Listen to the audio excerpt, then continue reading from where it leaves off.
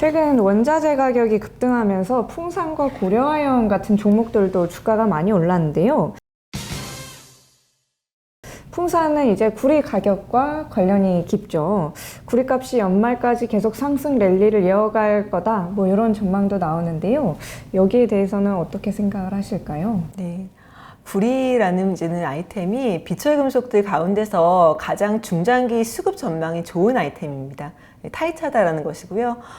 사실 이제 공급이 많지가 않습니다.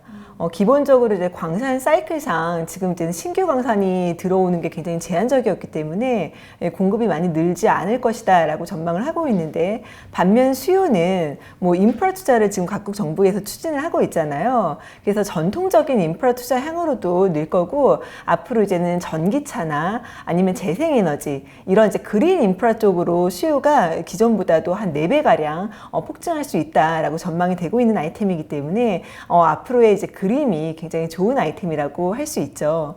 근데 이제는 한 가지 간과할 수가 없는 부분이, 비철금속 가격은 이런 어떤 펀더멘탈로만 움직이진 않습니다. 실제로 이제 가격의 어떤 방향성을 만들어주는 거는 매크로 요인들이거든요. 그러니까 예를 들어서 달러가 약세이거나 아니면 인플레 기대가 높아지거나 이런 환경에서 가격은 오를 수가 있고, 그런 환경이 되었을 때 이렇게 구리처럼 중장기 수급 전망이 좋은 아이템이 더 탄력적으로 오를 수 있는 거죠. 아직까지는 앞서 말씀드렸던 테이퍼링 이슈나 이런 부분들이 연내에 가시화되기는 어렵다라고 이제 보고 있기 때문에, 그런 관점에서 본다라고 하면은 추가적인 상승 여력이 충분히 있습니다. 아, 네. 그러면 이제 올해 구리값 상승에 따른 풍산의 어떤 신동 제품 마진 상승은 어느 정도까지 될 수 있다, 이렇게 보실까요? 네. 이제 풍산이라는 종목을 자세히 이제는 살펴보면요, 구리 가격이 사실 절대 레벨이 중요한 그런 구조는 아닙니다. 예, 전분기 대비해서 이번 분기에 구리 가격이 몇 % 상승을 했느냐, 이런 어떤 이제는 구리 가격의 단기 탄력성이 이제 가격의 메탈 게인이라는 형태로 반영이 되는 그런 구조이기 때문에 이제는 그 기울기가 중요한데요. 4분기에서 1분기를 넘어올 때 구리 가격이 거의 한 15% 가까이 반등을 했어요. 네, 이래서 1분기에 거의 뭐 본사 기준으로도 뭐 150억 가량의 이제 메탈 게인이 발생을 해서 굉장히 호실적을 기록을 했는데, 지금 2분기에 1분기 대비해서 또 한 13% 정도 올라 있는 상황입니다. 그래서 2분기에도 1분기 못지않은 이익 모멘텀을 기대를 하고 있습니다. 네, 그럼 이제 분기별로 꾸준히 구리 가격이 상승을 한다면 네네. 풍산도 그에 따른 이제 수혜를 입을 수 있다는 말씀이신 거죠? 맞습니다.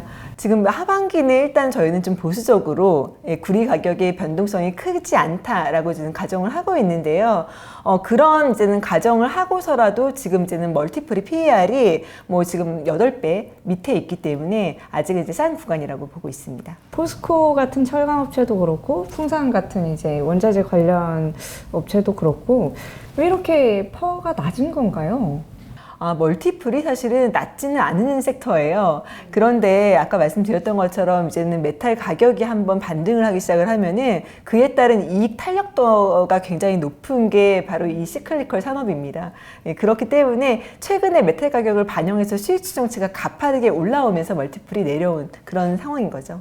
수익 추정치에 올라온 거에 비해서는 주가 상승률이 그에 미치지 못했기 때문에 퍼가 이 정도 수준에 머물러 있는 거군요. 맞습니다.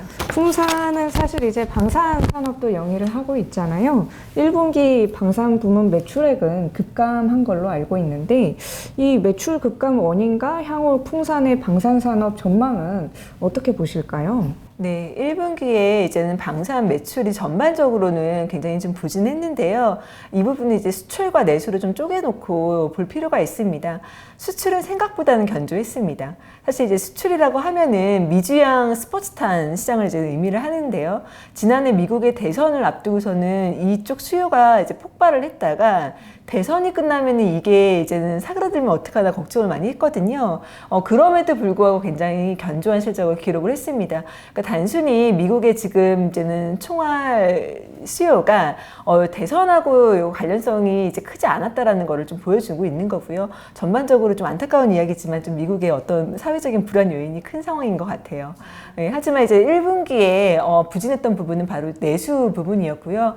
어떤 매출의 어떤 지연 이 부분이 좀 발생을 했다라고 보고 있습니다. 그래서 2분기부터는 정상화되지 않을까라고 보고 있습니다.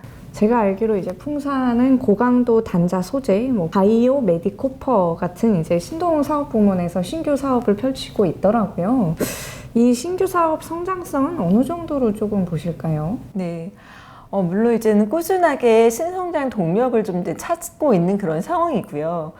이제는 뭐 최근까지만 해도 풍사는 판대라고 해서 반도체나 자동차 쪽으로 들어가는 그 소재가 가장 이제 주력이었습니다. 네, 하지만 뭐 그거 이상으로도 구리의 수요처를 더 확대시킬 이제 요인이 있기 때문에 말씀하신 것처럼 여러 가지 신성장 동력들을 지금 모색을 하고 있는 것이고요. 하지만 아직은 굉장히 좀 초기 단계에 있기 때문에 어떤 시장성을 좀 가늠하기까지는 좀 상당한 시일이 필요하지 않을까라고 보고 있습니다. 고려아연도 이제 대표적인 원자재값 상승 수혜주로 분류가 되는데요. 하지만 이제 올해 60% 가까이 오른 풍산에 비하면 고려아연 상승률은 16%대로 크게 높지가 않습니다. 두 종목의 주가 상승률 차이는 어디에서 온 것으로 볼 수 있을까요? 네. 풍차는 이제는 이 구조상 아까 잠깐 말씀드렸던 메탈 게인이나 뭐 재고평가 손익 이런 부분들 때문에 메탈 가격 변동에 대해서 사실은 레버리지 효과를 지금 일으키는 그런 수익 구조를 가지고 있습니다. 구리 가격이 만약에 10% 상승을 하면은 이 회사의 뭐 영업이익은 그거 이상으로 사실 증가할 수 있다라는 거죠.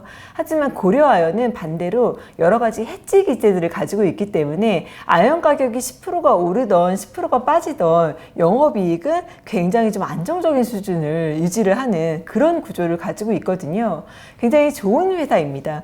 네, 하지만 주식적인 관점에서는 아연 가격이 오를 때 좀 가파르게 이익이 좀 좋아졌으면 좋겠는데 그렇지 못하다라는 점이 조금 이제 투자자들한테는 조금 좀 부담스러운 그런 요인으로 좀 작용을 했던 거고요.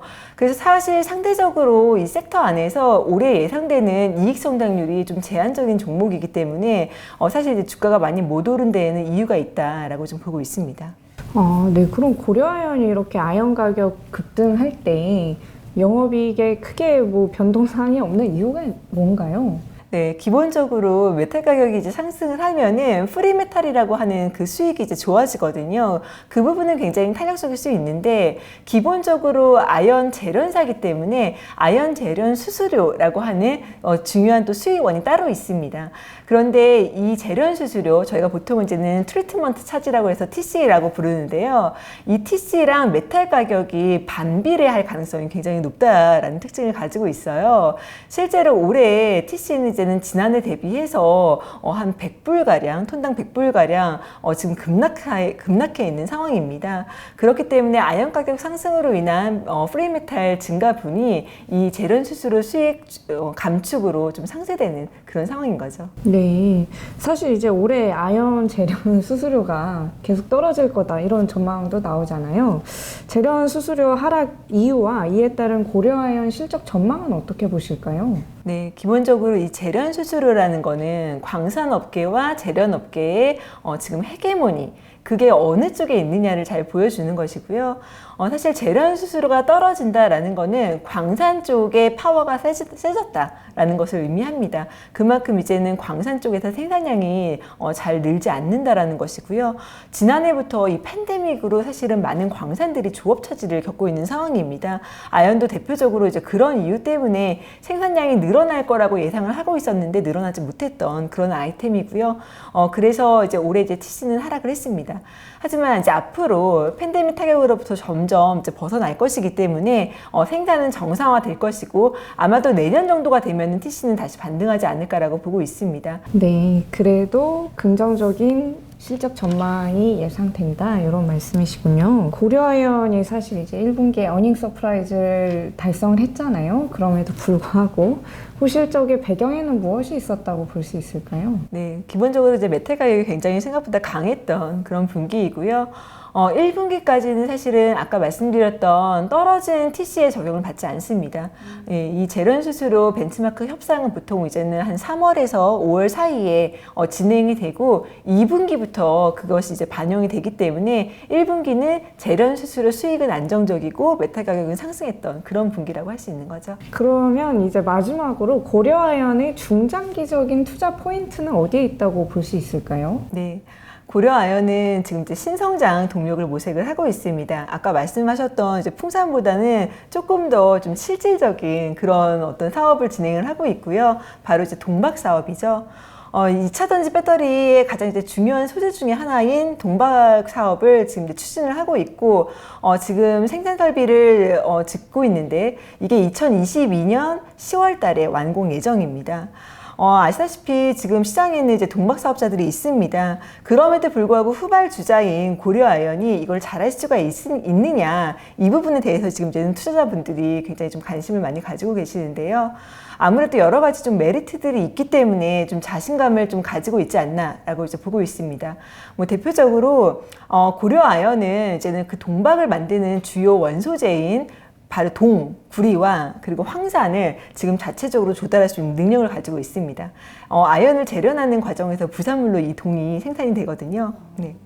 그리고 이제는 뭐 원재료뿐만이 아니라 이게 기본적으로 이제는 전해 동박, 그러니까 전기를 많이 소모하는 그런 제조 공정을 가지고 있는데, 지금 LNG 발전소를 자체적으로 지었어요. 네, 그래서 이제는 전력 조달까지도 좀 수월하지 않을까라고 이제 기대를 하고 있습니다. 그래서 수율만 안정화된다라고 하면은 굉장히 빠른 속도로 시장에서 점유율을 좀 차지해 나가지 않을까라고 기대를 하고 있습니다. 오늘 박민진 유진투자증권 연구원님과 함께 철강주와 풍산, 고려아연 주가 전망에 대해 들어봤습니다. 저희는 다음에 더 재밌는 콘텐츠로 찾아뵙고 인사드리겠습니다. 시청해주셔서 감사합니다.